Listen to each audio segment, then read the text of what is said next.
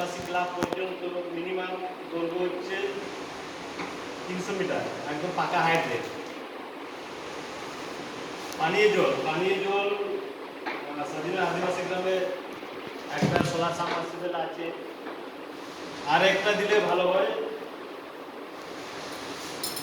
আর সাজিনা আদিবাসী গ্রামের main problem হচ্ছে আমাদের মাঝি ধান, যেটা আমরা মন্দির, আদিবাসীদের মন্দির, ওটা ছাউনি সহ মাঝি ধান নির্মাণ। আর একটা হচ্ছে জাহার ধান,